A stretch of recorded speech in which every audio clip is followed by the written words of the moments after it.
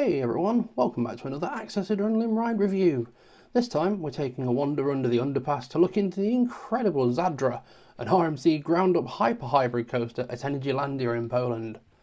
This ride marks something as a turning point for Energylandia, as prior to this and maybe Hyperion the year before, subject of course of my most recent review, this was the first of the Polish parks coasters to not only have its own custom layout from RMC, but also an entire anchor area custom themed to fit it.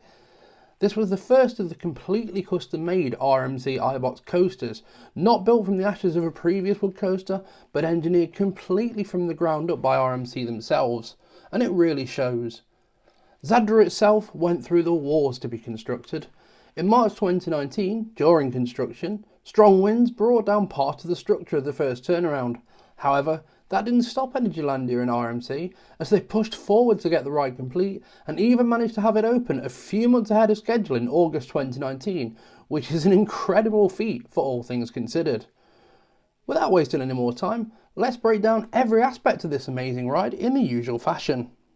The first thing that most people note about Energylandia is that it really is a park of two very distinct halves. The front half resembles someone's rollercoaster tycoon fever dream, in the best way possible of course, in that the rides were just plonked down and mismatches of theming, paths and different zones were constructed just to fit that area. Zadra on the other hand did away with that. The back half of the park, and Zadra specifically, are where Energylandia sought to start introducing real and proper theming. Cue Smoxygrod, or the Dragon Zone. This is the de facto home of Zadra, featuring medieval styling and architecture, as the midway through the whole section is themed around the medieval village, filled with shops and stores on either side, including the famous chicken shop, the Zadra shop, and some other places for food, tea, coffee and even beer. Both Zadra and the accompanying Frida's entrance pass are concealed behind castle-style buttresses at the back of Smoxygrod. Frida is on the left, whereas Zadra is on the right.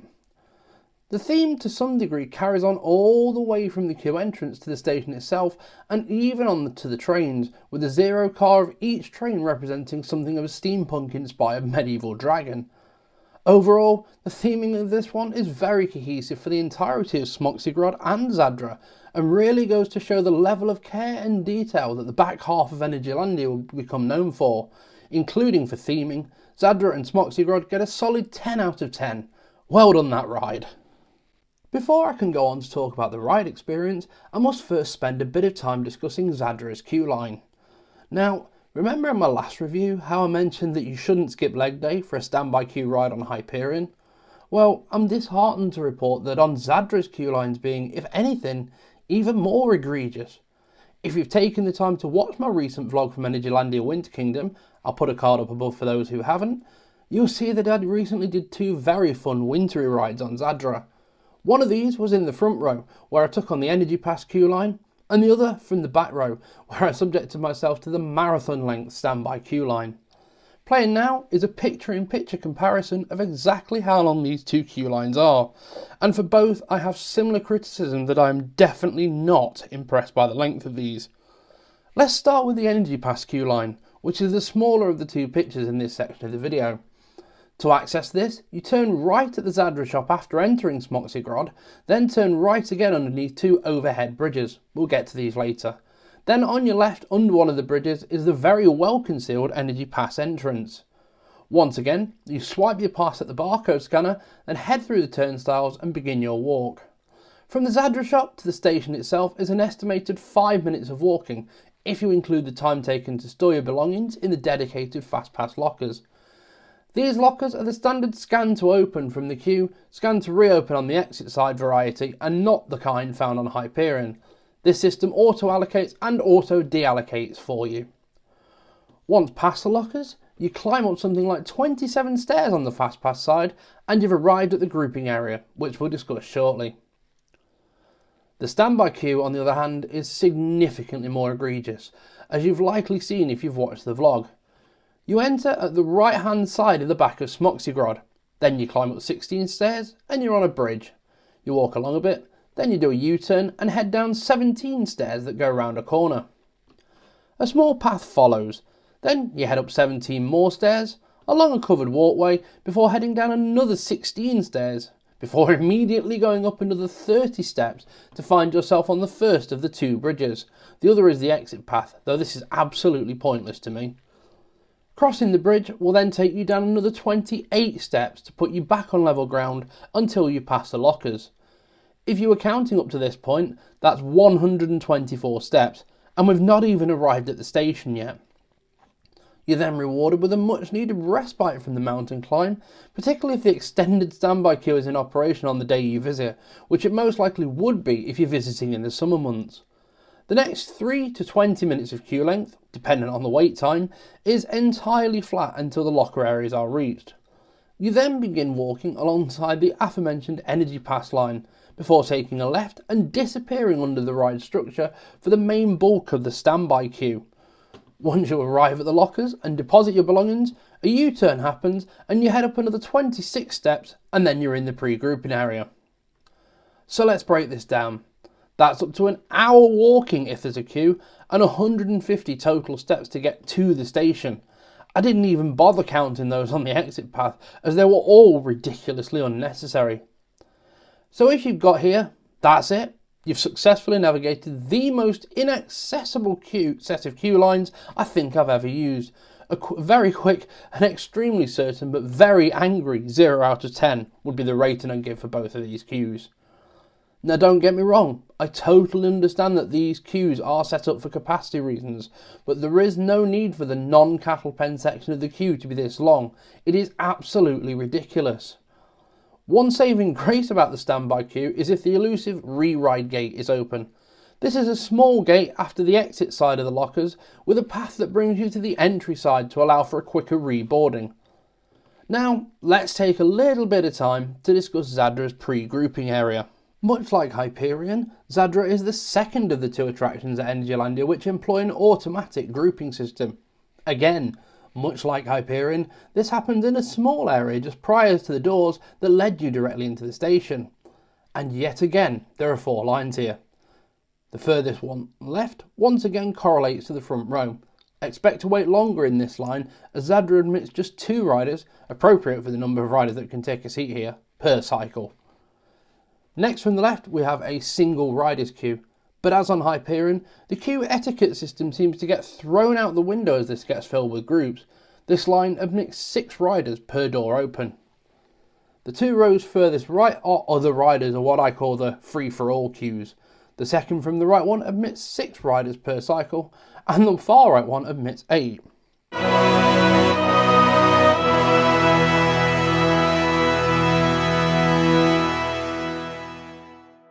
Welcome to episode 2 of Energylandia Queue Line Mass, the show where we pick apart the pre-grouping system on Energylandia's biggest rides. In this episode, we're covering Zadra. Were you counting? Yep, this time Zadra lets in 22 riders at maximum per cycle, with the right hand door opening again at the end to let in yet another 2. The only one that makes sense here is the front row. To maximise your chances of getting the seat you want, you need to count yourself. Ensure you're always first at the turnstile for whichever line you're in, and then you have a significantly better chance of row selection, as they're always on a first come first served basis. When I visited in September, we had a front row ride, and then we tried to snag a back row ride, but the operators moved us forward 2 or 3 rows, meaning it spoiled our chances, and based on what we'd heard of the standby queue, because we had fast passes at the time, we decided not to opt for it. When I visited solo for the Winter Kingdom event, I used the fast pass line for my front row ride and the regular queue for my back row ride. As mentioned earlier, the main queue is a pretty brisk workout for those a bit less active such as myself, but this line would be an absolute nightmare for anyone with a party containing members with mobility related disabilities, as you would not be able to get a wheelchair down this queue line without significant effort. Even the fast pass queue can be pretty darn challenging, however a little less so than the standby queue, with significantly less distance to cover and also significantly less steps. That's pretty damn critical if you're carrying a wheelchair. However, it's probably still wise to consider the exit path covers probably half of the steps of the standby queue line, diverging at the bridge to head down to where the Zadra shop is at the start of Smoxygrod. I'll put maps on the screen now to show this. If you can break down the mental barrier enough to be able to navigate all of this, then sure, ride Zadra as much as you wish. But if not, then it saddens me to say that Zadra would be the one to avoid for the disabled.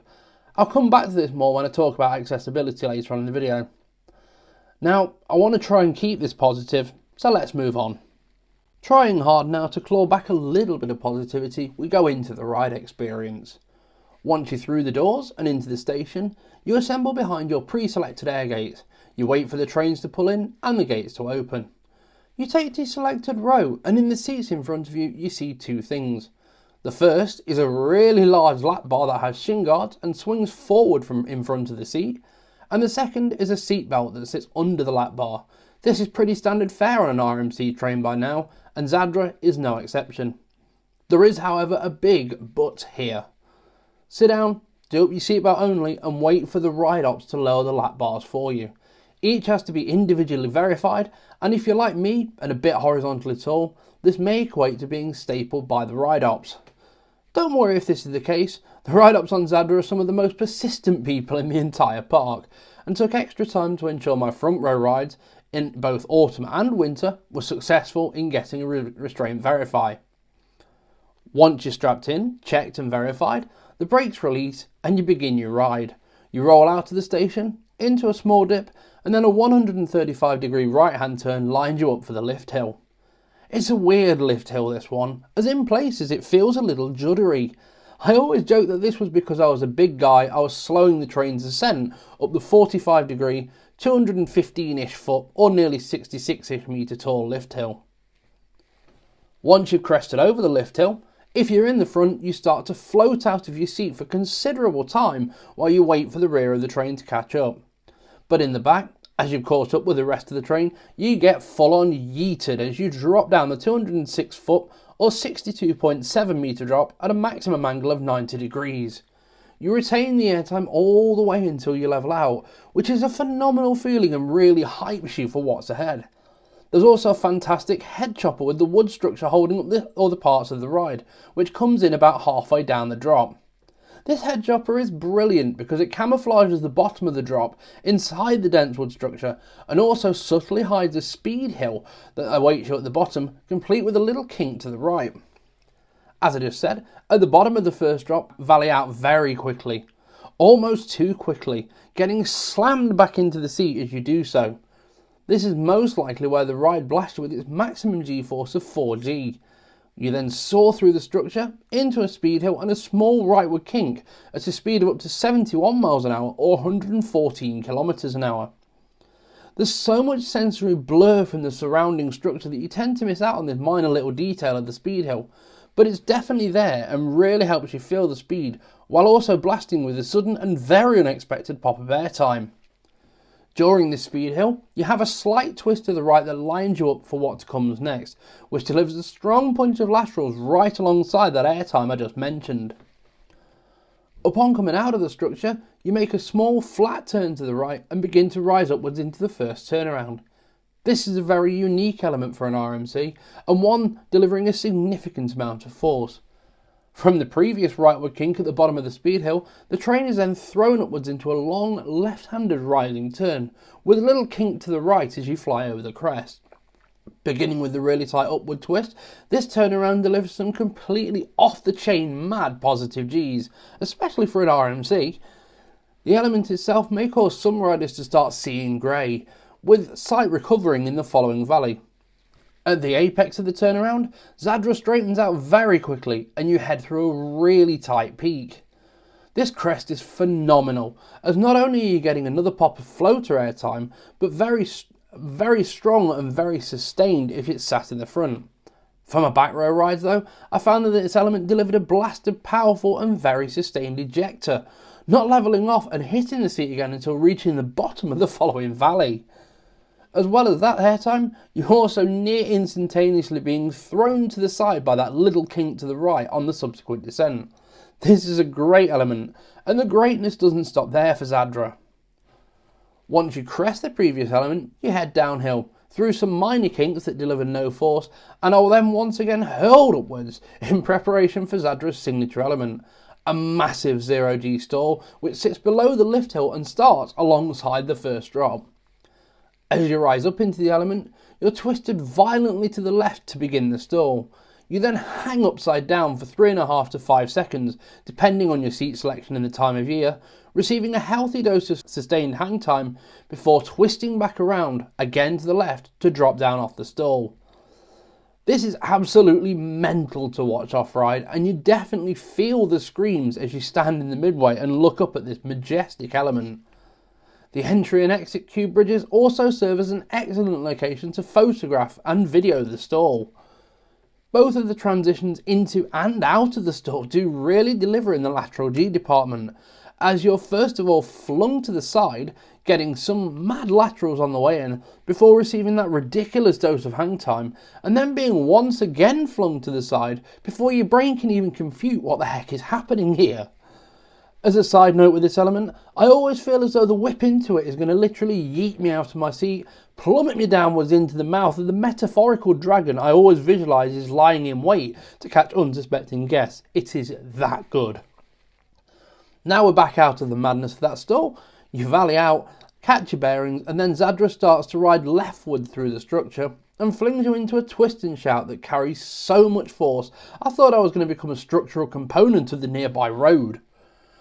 This acts as a second turnaround for the ride, and for those of you who are unfamiliar, a twist and shout starts in one direction, aggressively twists you in the opposite direction, and then twists back to return to the original direction, all while cresting a short but forceful airtime hill. These kind of elements are absolutely unlike any experience I've ever had on a roller coaster, and the absolutely unhinged delivery of sideways ejector airtime combined with the ridiculous laterals of the entry and exit of the element really serve to make this something very special indeed. What makes it even more special is the fact that even here, halfway through this crazy ride, Zadra has not shed a single bit of the mammoth head of speed you built upon the way into the layout from that amazing drop. It's truly incredible and very extreme indeed. Once you're clear of the twist and shout, Zadra quickly twists back towards terra firma and then throws you violently to the right, this time for a low down turn that packs in a solid gut punch of positive G's in literally any seat, and these seem to be very well sustained heading into the ensuing camelback hill.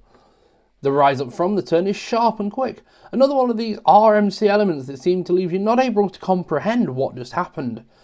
Speaking of the camelback, it's among the largest straight line airtime hills RMC ever built, and it delivers a good few seconds of sustained and very fun airtime from wherever you sat in the train.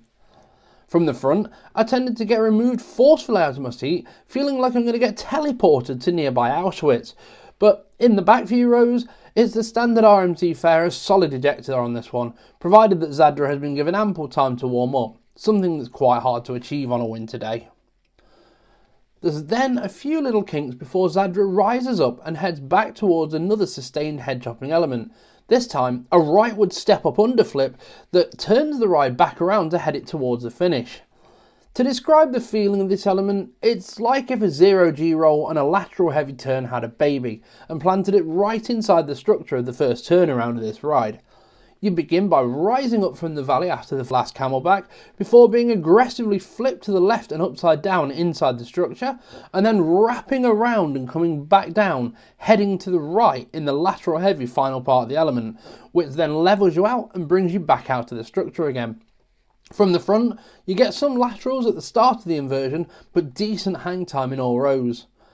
As you whip back downwards again, you get some strong positive G's and it pulls you back into your seat. We're still not finished with the mental sensations this ride offers yet, as now Zadra rises up a little bit to prepare you for a fun double down.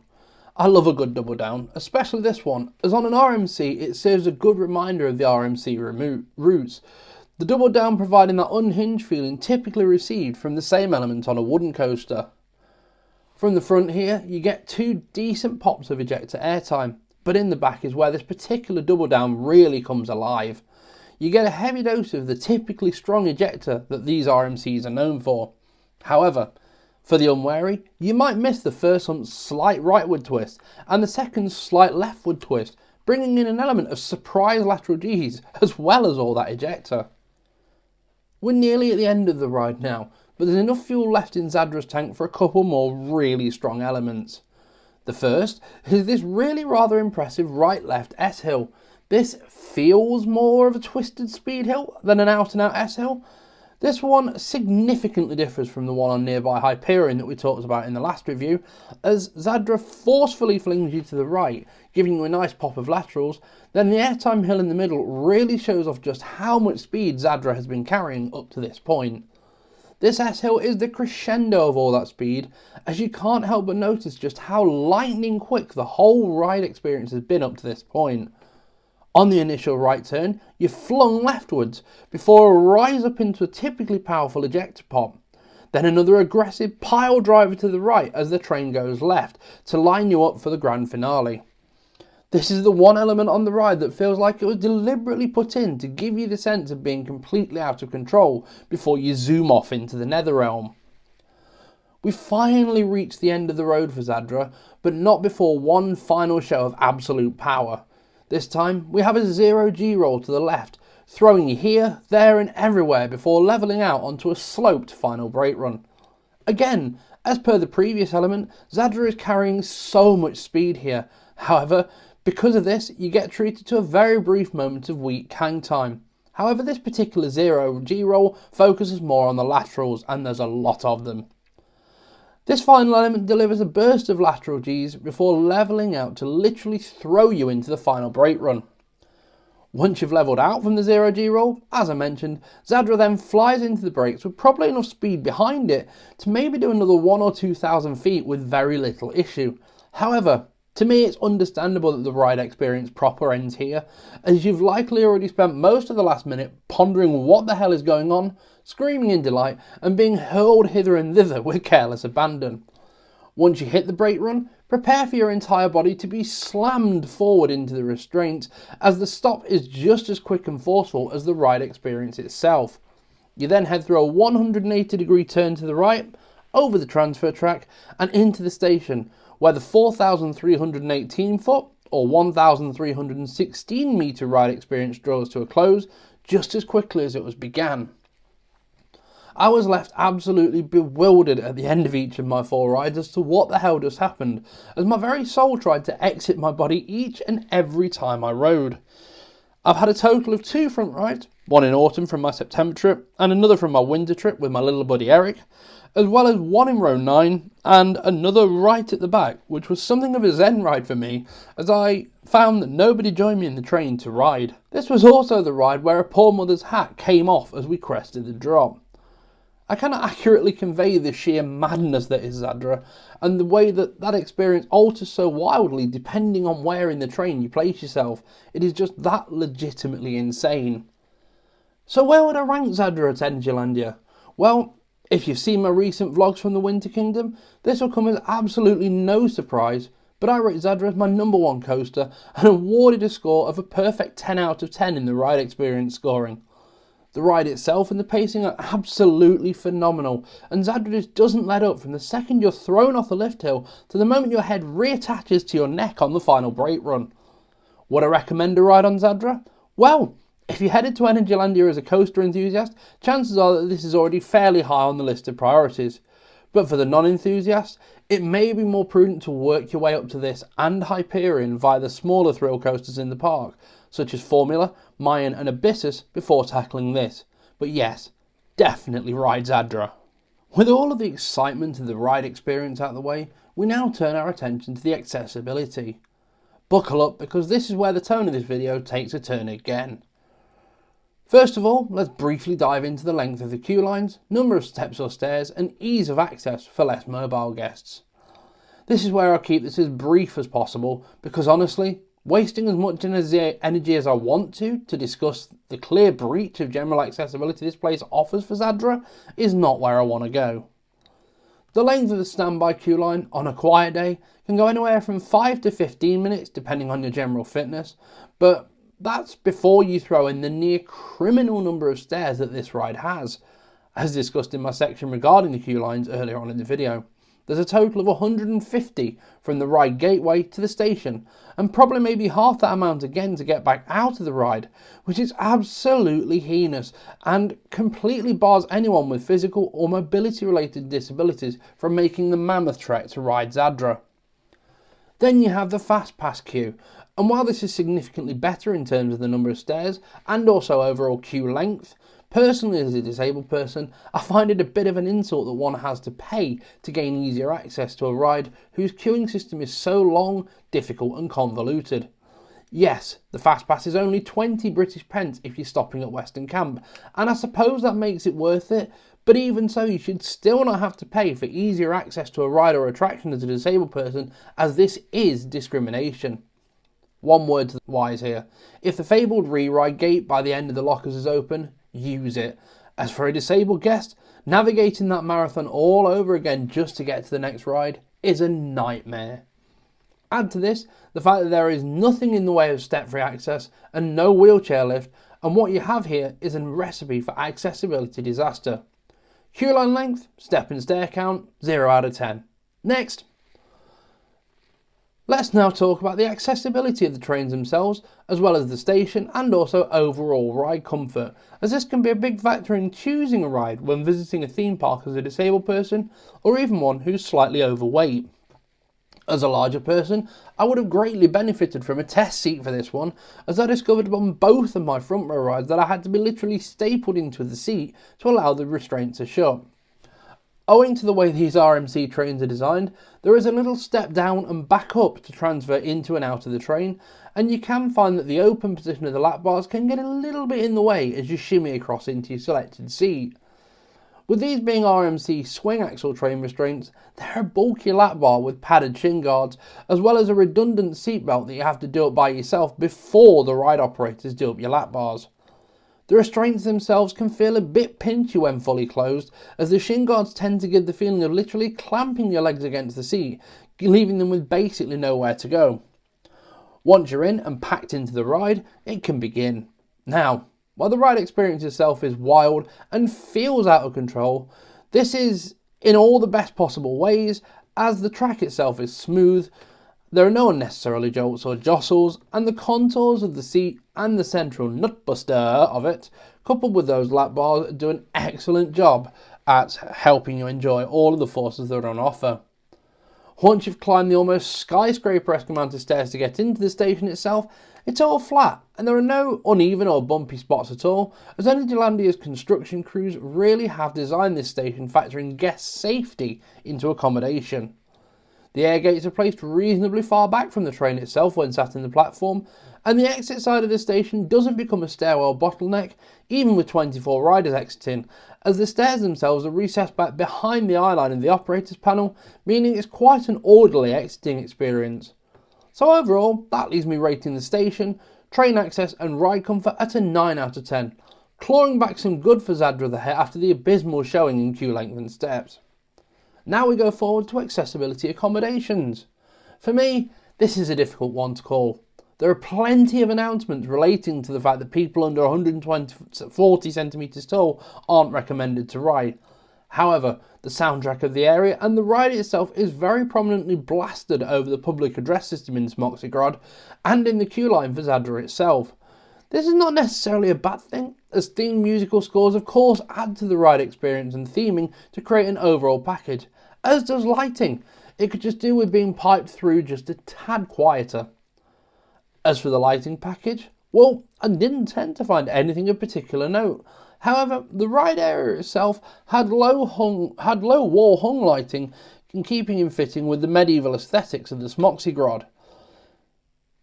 The ride operators are where Zadra really shines for accommodations. They work trains like a production line at a car factory, effortlessly checking and helping secure restraints for each and every rider, then going above and beyond at ensuring larger riders such as myself were able to successfully fit into the train and ride. It is these ride operators which really are a credit to Energylandia. And so, for accommodations then, I rate Zadra as an 8 out of 10. Overall, factoring in everything for accessibility, I'm left in a tough spot. I really wanted to see this phenomenal ride get its just desserts and take the clean sweep as far as accessibility goes, but this is just not a possibility with the lack of any step-free access and generally unaccommodating but otherwise good trains. Zadra gets an overall accessibility rating of 5.6 out of 10. I'll say what I said last time, please work on this Energylandia. as once again I find myself saying that the experience the ride has to offer is just so good. But this is where it gets let down, as I can't in good conscience recommend any ride with an accessibility score below a 7 overall to any disabled person wanting to experience it. So those were all my thoughts on every single aspect of Zadra, the amazing Ground-up RMC Hybrid coaster at Energylandia. What did you think of my ratings? Did you agree with the scores? If you enjoyed the video and it made you go, ooh, I like that, or pooick, or whatever the cool kids in England shout these days in their sleep, then there is of course a button just for that right down below. We also welcome respectful comments on the ride or your own thoughts and feedback, so please stick them in the box down below. We're also on Instagram and TikTok. Those are @AccessAdrenaline and @access.adrenaline respectively. As I mentioned last time, we've recently begun our journey on the Book of Faces, and that handle is also @AccessAdrenaline. It's tied to our Instagram, so be sure to follow us on there. We're looking into membership options just like Patreon and Ko-Fi, so stick around and you'll hear more on that very soon. We're still finalising planning of our summer trips and also things for earlier on in the year as well, so that will be all revealed very, very soon. In the meantime, this has been all from this review. I have been Jonny. This has been another ride review from Access Adrenaline, where we aim to help deliver those 3 theme park thrills for all. Thank you for watching, stay safe, and we will see you in the parks. Toodaloo!